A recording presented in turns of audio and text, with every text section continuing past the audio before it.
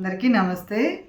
మనం ఎప్పుడూ కూడా లక్ష్మీదేవి మనతో ఉండాలని కోరుకుంటాం గదండీ! అంటే డబ్బుకి ఎప్పుడూ లోటు ఉండకుండా ఉండాలి అని చెప్పేసి అనుకుంటాం గదండీ!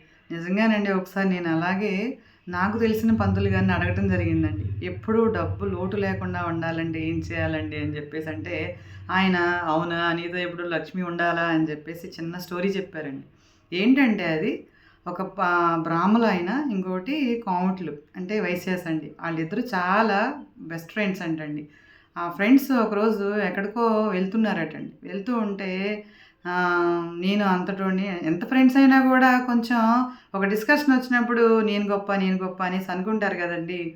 నేను గొప్పరా, నేను పని చేయగలనురా, నువ్వు చేయలేవురా అది ఇది అంటూ డిస్కషన్ వస్తుంటే నిజంగానండి డిస్కషన్‌లో అమ్మవారు ఇన్నారటండి. నిజంగా వీళ్ళ డిస్కషన్ విని అమ్మవారు విని నిజంగానే నేను వీళ్ళిద్దరిలో ఎవరి దగ్గర ఉండగలను? వీళ్ళిద్దరూ ఎవరు పనిమంతులు?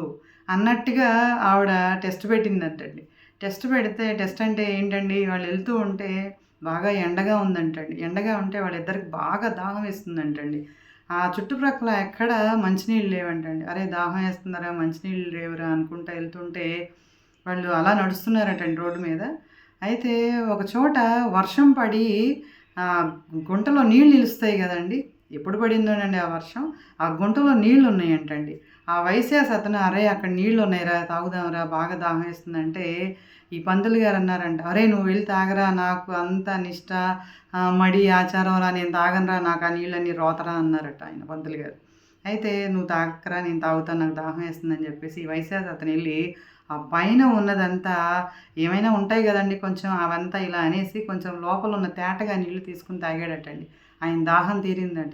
మళ్ళీ నడుస్తూ ఉంటే పాపం పంతులు గారికి బాగా దాహం వేసి కళ్ళు తిరిగి పడిపోయారటండి. అయితే చూసి అమ్మవారొచ్చి వాళ్ళ దగ్గరికొచ్చిందటండి.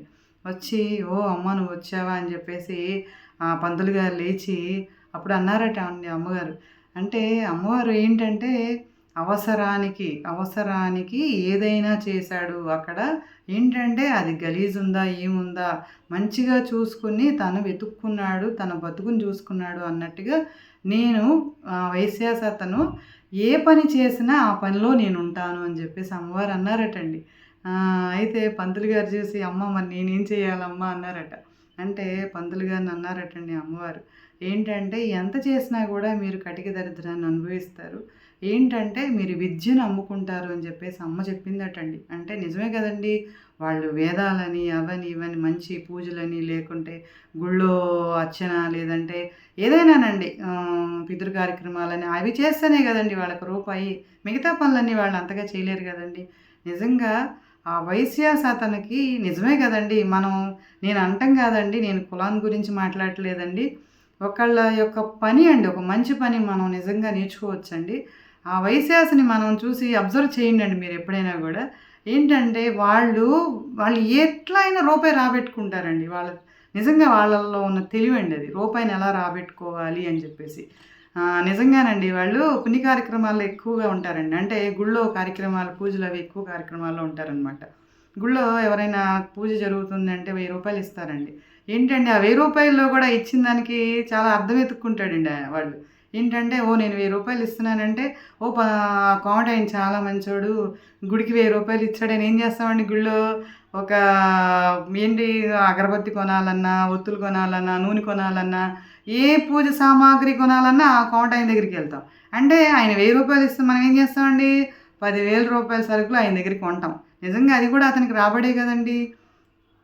అలాగేనండి ఒక్క ముఖ్య విషయం అండి వాళ్ళు భార్యని చాలా ప్రేమిస్తారండి. ఎక్కడా గూడా భార్యని ఇబ్బంది పెట్టే ఇది ఉండదండి. ఏంటంటే నిజంగానండి మీరు అబ్జర్వ్ చేయండి ఒకసారి. ఎక్కడా కూడా 99% అండి వైశ్యాస్‌లో విడాకులు అవ్వటం అనేది జరగదండి. ఏంటంటే భార్యతో అంత ఇదిగా ఉంటారండి. ఇంటికి లక్ష్మి భార్య గదండీ! నిజంగా వాళ్ళల్లో ఆ రూపేణ లక్ష్మి ఉండటం కూడా మూల కారణమేమో అని నేననుకుంటానండి. ఇంకొకటేంటంటేనండి భార్య నేను ఈ పూజ చేయాలి అంటే వాళ్ళేదో చాలా పూజలు చేస్తారండి. ఏంటంటే ఏవో పసుపు కొమ్ముల పూజ అని జెప్పేసి, ఇంకా 16 బలాల పూజ అని, ఇంకా చాటల వాయినాలని ఏవో చాలా చాలా పూజలు చేస్తారండి. ఆ అన్ని పూజా కార్యక్రమాలకి చాలా అయినా గూడానండి దానిలో గూడానండి ఒకసారి చూడండండి. ఇలా 16 ఫలాల పూజ లేదా పసుపు కొమ్ముల పూజ చాలా పాంప్లెట్ ఏస్తారండి. మీరు ఎవరైనా రావచ్చు అంటే. దానిలో కూడా ఉంటదండి. ఆళ్ళు పెద్ద షాపో ఏదో పెడతారు గదండీ! ఓ పలానోళ్ళు మంచోళ్ళు అని జెప్పేసి మనం కూడా ఆ షాప్‌కే ఎళ్తామండి. ఇంకోటి ఆ షాప్‌కెళ్ళినప్పుడండి మీరేమన్నా మర్చిపోయారేమో గుర్తు తెచ్చుకోండండి. ఇంకేమన్నా కావాలా సరుకులు? ఇంకేమన్నా కావాలా? అంటూనే ఉంటారండి ఆళ్ళు. ఆ! అవునండి నేను మర్చిపోయాను. నాకది కావాలి. మనం ఇంకా ఆ సరుకులు, ఈ సరుకులు అని కొంటూనే ఉంటామండి. అంటే వాళ్ళు రూపాయి రాబెట్టుకోవడానికి అంత ఇదిగా ఉంటారండి. ఇంకోటేంటంటేనండి, చిన్న బడ్డీ కొట్టయినా, ఏ కొట్టయినా కూడా భార్యని కూడా కూర్చోబెడతారండి. నామోషీ ఫీల్ అవ్వరండి ఆళ్ళు. ఏంటంటే ఇద్దరం కష్టపడుకుంటే ఒక రూపాయి వస్తుంది కదా అని చెప్పేసి. ఇంకోటేంటంటేనండి, వాళ్ళు చేసిన తీర్థయాత్రలు ఎవరు చేయరండి. ఆ తీర్థయాత్రల్లో గూడానండి చక్కగా భార్యని తీసుకొని ఎళ్తారండి. ఇంకోటి మనలాంటి వాళ్ళం ఏమని చేసుకుంటామండి, బద్ధకం కొద్దీ అబ్బా! మన దగ్గర డబ్బులున్నాయిగా, ఏ ట్రైన్‌లో వస్తాయిలే, లేదంటే ఎక్కడో చోట వస్తాయిగా కొనుక్కు తిందాంలే అనుకుంటామండి. కానీ అండి ఆళ్ళెక్కడా డబ్బు బయట ఖర్చు పెట్టరండి. ఏంటంటే ఇంట్లో నుంచి ఫుడ్ అంతా ప్రిపేర్ చేసుకొని తీసుకెళ్తారనమాట. అంటే బయట ఎక్కువ ఖర్చయిపోద్ది. మనం తీసుకెళ్ళామంటే 2 పూటలా తినొచ్చు కదా! అన్నట్టుగా వాళ్ళ ఇంటి నుంచే తీసుకెళ్తారండి. నేను చాలా చోట్ల చూసానండి ఇది. ప్రతిదీ భార్యాభర్త అలా తీసుకెళ్తారనమాట. ప్లానింగ్ అండి. ఏంటంటే అనవసరంగా ఏది ఖర్చు చేయకుండా పెళ్ళిళ్ళు గానీ, ఏదైనా కూడా చాలా అట్టహాసంగా చేస్తారనమాట. ఏంటంటేనండి దీని గురించి మనకేం అర్థమైందండి, వాళ్ళు ప్లానింగ్. ఏ రూపాయిని ఎక్కడ ఖర్చు పెట్టాలి, మనం రూపాయి ఎట్లా రాబెట్టాలి అనే ఇదండి తెలివనమాట.